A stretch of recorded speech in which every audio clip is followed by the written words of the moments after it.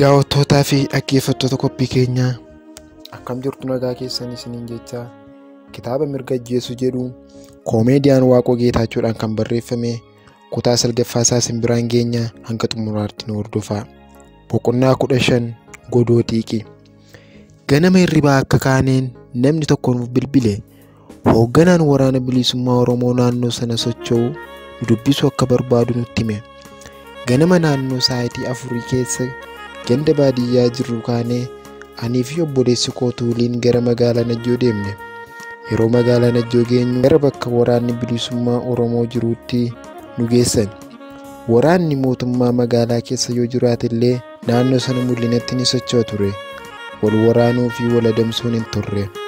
Yeroo bakka woboon buufatee jiru geenyu namoonni sakatta'anii namoota dabarsan dhaabbatanii turan. Bakka isaan sakatta'aaf dhaabbataa jiran geenye. Konkolaataa keessaa gadi buunee yeroo nu argan akkasumatti otoo nu sakatta'in gara bakka geggeessaan humnaa naannoo sanaa socho'uu jirutti nu geessan. Namicha bifaan gurraacha hojjaan isaa dheeraa ta'e tokkotu dhufee nu dubbise. Jajjabaattanii nuun jedhee cina keenya marga irra gadi taa'e. Eeyyee jajjabaanneerra jedheen deebiseef ani waraana bilisummaa Oromoo oduu isaan dhagaa malee ijaan argee hin beeku. Anis obboleessi koos xiqqoo rifanneerra. Fuula namtichaa yeroo ilaallu garuu xiqqoo tasgabboofne. Akka waraanaatti osoo hin taane akka hiriyyaatti nutti siqee nu waliin haasa'uu jalqabe. wanti maatii keessan irra ga'e baay'ee nu gaddisiiseera. Ajajuma hooggansa dhaabaatiin dhimma kana qulqulleessuuf jennee guyyaa fi halkan walitti fufnee deemnee as dhufne. Wanta jiru hundumaa ni qulqulleessina nuun jedhe. Oromoon Oromoon ajjeesu utuu ajjeesuu ta'ee nama dargaggeessa Oromoo wayyaaneetti gurgurataa ba'ee hedduutu maqaan isaanii teessoo isaanii waliin harka keenya jira. Nuti garuu kaayyoon keenya sana miti. Oromoo bilisoomsuudha malee Oromoo ajjeesuuf bosonatti hin galle jedhee sagalee tasgabbaadhaan. Yeroo inni haasa'u dhaggeeffachuun namatti tola. Haasaa gurratti mi'aawu toora galchee suuta dubbata. Abbaa kee waa'ee isaa beeka. Barsiisaa gaarii akka ture dhageera. Nama akkasii irratti tarkaanfii kan fudhatu hattuu fi kashalabbeedha jedhee natti haasa'e. Utuma isa waliin haasa'aa jirru namticha hojjaan isaa gabaabaan uffata waraanaa uffate tokko waraqata adii xiqqoo tokko harka isaa irratti baatee gara bakka nuti teenyee jirru dhufe. Erga hoogganaa sana waliin wal dubbisanii booda waraqata sana fuudhee itti kennee deeme. Hooggantichi waraqata dadachaatee turte sana giddiriirsee sekoondii muraasaaf ilaale. Kunoo namoota shakkaman hedduun eeruu uummataatiin bira ga'aa jirra. Dhiyootti namoota waan kana raawwatan to'annaa keenya jala oolchina naan jedhe. Waajjira poolisii deemee abdii ani argachuu hin dandeenyeen hoogganaa kana biraa argadhe. Naaf gala qaama mootummaa yookaan mana murtii ta'ee miti. Garuu haasaan isaa akka nama aangoo qabuutti ture. Namoota sana yoo to'ates eessatti himatamanii eessatti murtii argatu isa jedhu ani hin yaanne. Haa ta'u malee magaalaa itti poolisiin ajaja olii dhufeedha jedhee naannoo waajjira isaatiin baane keessa ani yakkamtoota to'achuus tarkaanfii irratti fudhachuus nan danda'a qaama jedhu yeroon argu wanti ta'aa jiru hunduu bitaa anatti gale. Waanuma fedheefu ani battala sanatti gumaa abbaa kootii ba'uu isaatu hawwii koo jalqabaa ture. Waa'ee caasaa mootummaa diigamee jiru yaaduuf miirri gadda ani keessa jiru yeroo naaf hin laanne. Erga xiqqoo waliin dubbannee booda hoogganaa sana waliin nagaa walitti dhaabne gargar baane. Yeroo gara magaalaatti deebinu konkolaataa keessa taa'een waa hedduu yaadaa deeme. Humni itti iyyatan lama, humni hidhatee socho'u lama. Isa kamtu dhugaa maatii kootii akkanaaf galchuu danda'utu bitaanatti gale. Godoo xiiqiin keessa guutee karra banaa bula jedhanii. Boqonnaa 16 gootota yeroo rakkoo. Akkan gara magaalaa Najjootti deebi'een obboleessa koo gara baadiyyaa bakka harmeen koo jirtutti geggeesseen ofii kootii gara mana keenyaa deeme. Maatii ollaa keenya tokko bira buluufan murteesse.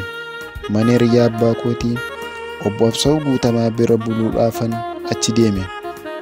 Ijoollee isaanii keessaa isaan gafa takkaaleenyi wajjin hiriyaadha. mana barumsaa sadarkaa lammaffaa waliin barataa turre. Utuu manni keenya gubatee jiru ollaa deemee buluun natti ulfaatus wanti hunduu akka sirratu yaada kootu of jajjabeessaan achuma ture. Aduun lixuudhaaf gara naannoo sa'a 12 yeroo ta'u gara mana obbo Amanteen deeme. Akka obboleessi koo natti himetti obbo Amanteetu reeffa abbaa kootii hunda dursee arge. Kan bullukkoo irra buusee tures isaanii. Hamma ganama keessaa sa'aatii 3tti yeroo reeffi akka lafaa hin kaane dhorkamus isaantu bira ture. Yeroo ani mana isaanii deemu na simatanii na keessummeessan. Obbo Amanteen miilli isaanii waan okkoluuf ulee dhadhaabbataa deemu turani. Maaliif akka miilli isaanii akkas akka ta'e gaafachuuf yaadeen booda waan baay'ee waanan isaan gaafadhuuf yeroo suman gaafadha jedheen callise. Erga xiqqoo turree booda obbo Amanteen kottu gadi baanee ala teenye haasofnaa naan jedhani. Nan gammade. Anis qofaatti isaanitti haasa'uun barbaadan ture. Mucaan isaanii teessuma gadi nuuf baaste. Ala teenye haasa'uu jalqabne. Bakkuma nuti teenyee jirrutti buna fidaniif isaanis bunicha dhugaa na waliin haasa'u itti fufan. Mee gaafa sana waan ta'e guyyaa irraa kaasaatii natti himaa jedheen gaafadhe. Harmeen keessatti hin himnee? Jedhanii deebisanii na gaafatan. Natti himteetti garuu caalaatti isintu wanta ture beeka naan jetteeti malee jedheen deebiseef. Egaa wanta darbellee haasa'uun bu'aa hin qabu. Erga dhaga'uu barbaadde immoo sittan hima. Akka ilma dhiira hangafaa qabni hedduun irra jirutti sirriitti na dhaggeeffadhu. Wanta darbeef boo'uu gadduun hin barbaachisu naan jedhan. Tole rakkoon qabu jedheen deebiseef. Isaanis buna dhugaa turan lafa godhatanii haasa'uu eegalan. Gaafa wanti kun ta'u guyyaa isaa xiqqoo akka na dhukkubu ta'een bakka hojiitii galee mana ciisaa ture. Lafa na dhukkubus maal akka na dhukkubus sirriitti hin beeku. Garuu baay'ee mana dadhabsiisaa ture. Gara galgalaa sa'aatii 11 keessa baay'ee manatti hammaate. Haati warraa koo mana qorichaa deeminaan jettus mee ittan ilaala utuuman jedhuu natti cimaa deeme. Galgala naannoo sa'aatii 1 keessa utuuman akkasitti ciisaa jiru mucaan koo tokko dhuftee kottu barsiisaa Geetachootu dhufe naan jette. Anis bakka ciisicha kootii ka'een gara gorduubaa deeme. Barsiisaan na dubbisee waliin teenyee haasa'utti kaane. Maal akkan ta'e erga na gaafatanii booda Waaqayyo isin maaraa jajjabaadhaa naan jedhani. Erga barsiisaa wajjin buna dhugnee booda harmeen keessan dhufte. Waaqa kadhachuu eegalle. Kan wangeela nuuf dubbisee nuuf kadhate barsiisaa ture. Waan si dhibu akka nama guyyaa dhumaaf nu waliin kadhatuutti kadhachaa ture. Hammam akka lafa kanarra jiraannu hin beeknu, wala jaallannu, walaa gorsinu, badii keenyaaf waliif haa dhiisnu, Waaqas araara haa kadhannu jedhee kadhachaa ture. Nan yaadadha gara dhumaa irratti hundumti keenya jilbeenfannee cubbuu keenya hundumaaf akka qalbii jijjiirrannu nu godhee ture. Anis kadhata sana booda dhukkubni koo xiqqoo natti fooyya'us keessi koo baay'ee na dadhabee waan tureef rafuuf ariifadheen ture. Barsiisaaf harmeen kees nagaan bulaa Waaqayyo isin haa fayyisu jedhanii gara mana keessanii deeman.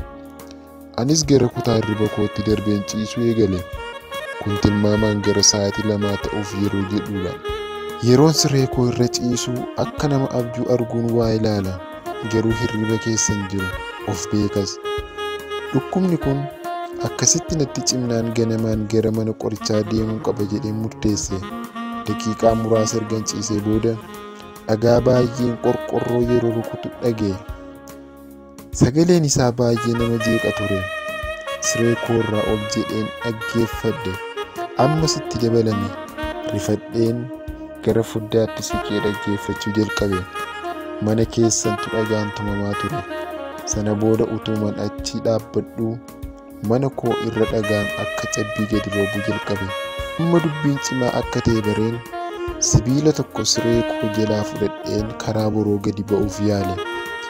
gidduu mana koo fi mana keessaniitti dhagaan akka baruudaatti daddarbatama. Mana keessan keessaa sagalee wal falmii wayii dhagaa. Barsiisaa Geetachoo fi warra dallaa seenan sanatu wal falmaa ture nutti fakkaata. Akkan itti gara mana keessaniitti darbuu dhabeen ol deebi'ee tirika fudhadhee gadi ba'e. Eenyu akka isaan ta'an baruu barbaadeeni. Yeroon gara balbala mana keessaniitti asii ol tirika itti qabu mucaan ani beeku tokkon arge. Eenyudha inni jedheen gidduu seene. Turi obsi boodan sitti himaa jedhanii haasaa isaaniitti fufan. Sana booda utuuman karaa darbaa dhabee dhaabbadhuu ibiddi manatti qabsiifame. Manni gubachuu eegale. Warri mana keessa tures mana keessaa gara alaatti ba'ee dhaabbatee ilaaluu jalqabe. Mana koo irratti ammas dhagaan inuma darbatama. Dhagaa hamma kana konkolaataan fidan haa ta'u eessaa akka fidan hin barre. Yaadni isaanii akka namni ollaa hin birmanneef namoota ollaas manatti sodaachisanii hambisuu ture natti fakkaata. Sana booda utuma dhagaan akka bokkaa roobuun utaalee dallaa keessan keessa lixe.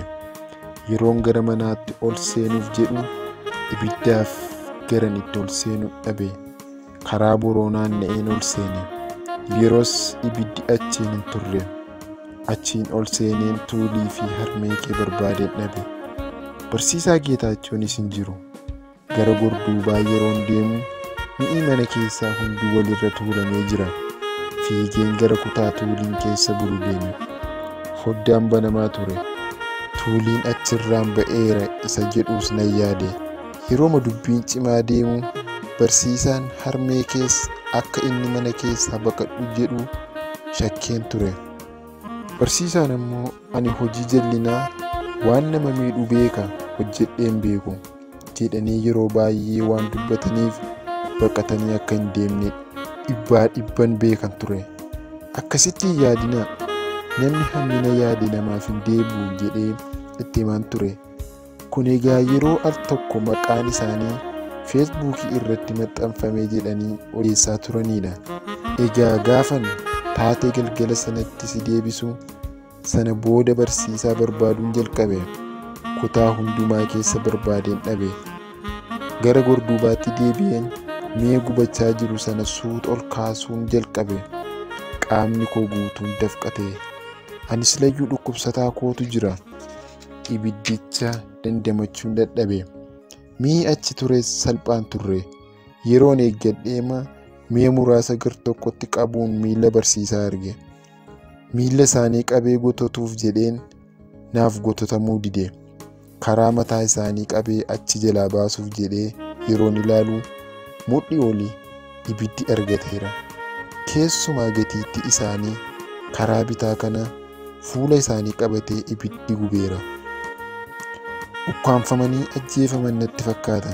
Reeffi isaanii bokokee ture. Namni yeroo ukkaanfamee du'u akkasuma ta'a. Sana booda ibidda sana irraa dhaamsuuf yaaleen dadhabe.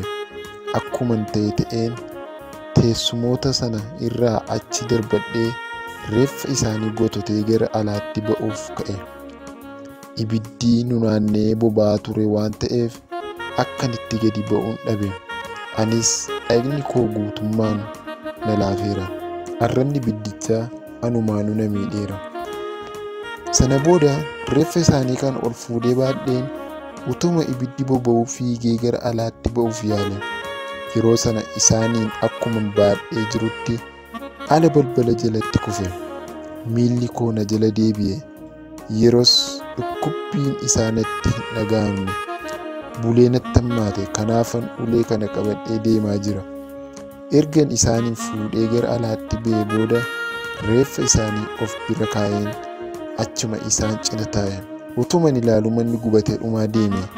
Yeroo wanti kun hunduu ta'ee namoonni barsiisaa ajjeesan mana irraa fagaatanii dhaabbataa turan. Akka namoonni biraan hin birmanneef immoo mana tokko tokko mandara kana irra dhaabbatanii sibiila walitti rirrigaa nama sodaachisaa turani. Utuman akkasitti taa'u halkan keessaa gara sa'aatii 9 ta'e. Yerooma sana egaa kanan ergaa gabaabaa bilbila kee irratti siif ergee ture. Akka ati daftee bartee hirrifanneef jedheen bira qabee masiif barreessa. Yeroos ergaa gabaabaan guyyaa jalqabaa halkan naaf ergame sun kan isaanii akka ta'e hubadhe. Utuu ani dafee hin jeeqamin akkaataa isaanitti bira qabanii natti himan na ajaa'ibe. Ogummaa guddaa. Obbo Amanteen haasaa isaan itti fufan xiqqoo turee namoonni ajjeechaa sana raawwatanis hin deeman fakkaata. Xiqqoo sagaleen isaanii dhabame. Sana booda Daanyee Haayiluu fi Daawit Dastaalem jedhaman dhufanii ibidda manicha irraa dhaamsuuf yaalani. Namni lama maal godhee ibidda dhaamsaa? Dadhabanii gara mana isaaniitti deebi'an. Ergasiiti egaa gara sa'aatii 10 keessa bokkaa xiqqoon tokko akka shifuu ta'e. Bokkaa sanatu ibidda sana mana irraa dhaamse malee gara ollaatti iyyuu babal'achuu danda'a ture. Anii fi reeffi barsiisaas bokkaa sana keessa ala dallaa keessa turre. Sa'aatii sanatti ani dhukkuba koo irraanfadheera. Miilli koo garuu xiqqoo ishee na dhukkubuu jalqabe. Dhuma isaarraa kana ga'an seeni malee miilli koo miidhamee akka ture yeroo suman bare. Sana booda suuta jedheen gara mana kootti dhufe. Bullukkoo ani yeroo qorraa uffadhu fuudheen dhaqee reeffa barsiisaa irra buuse. Reeffi ibiddaan waan gubateef barsiisaa akka ta'e adda baafachuun hin danda'amu. Egaa hamma lafti bari'utti eegaa achuma isaan biran ture. Barii sa'aatii 12 boodan fagootti harmee kee fi tuulii mana keenya keessatti arge. Sana booda dargaggoonni wayii dhufanii karra irra dhaabbachuu eegalani. Warri kaan dhufanii reeffa barsiisaa fa'aa moobaayilii isaaniin waraabanii deeman.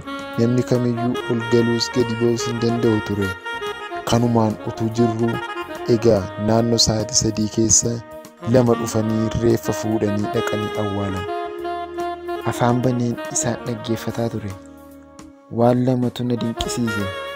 Wanti na dinqisiise jalqabaa akkaataa itti isaan reeffa abbaa kootii guutummaatti gubatee daaraa ta'uu irraa oolchanidha.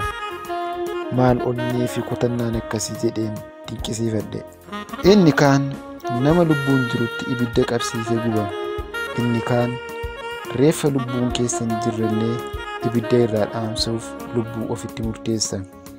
Inni lammaffaan na dinqisiise waa'ee Daanyee fi Daawiti. Dargaggoonni kunis lubbuu isaaniitti murteessanii ibidda mana irraa dhaamsuuf dhufanii. Obbo Amanteen goota maatii keenyaati. Daanyee fi Daawit warra yeroo rakkinaatti hunda dursanii nuuf birmatanidha. Jara kana galateeffadheen fixu. Rabbi baraa fi jireenya isaanii haa eebbisu. Warra galgala dhufe sana keessaa mucaa ani beeka jettan sun eenyudha jedheen gaafadhe. Isa dhiisi homaas hin fayyadu. Booda yoo manni murtii na gaafate isaanumatti hima. Ati beektes dhiistes waan si fayyadu hin qabu. Ofumaa mataa si dhukkubsanaan jedhani. Akkanatti himaniif deddeebi'ee dhiphisus tole naaf hin jenne. Anis nan dhiise. Alli baay'ee waan dukkanaa'eef gara manaatti ol seenne. Anis nagaa isaanitti dhaammadheen gara mana barsiisaa Absaawutti deebi'ee ka'e.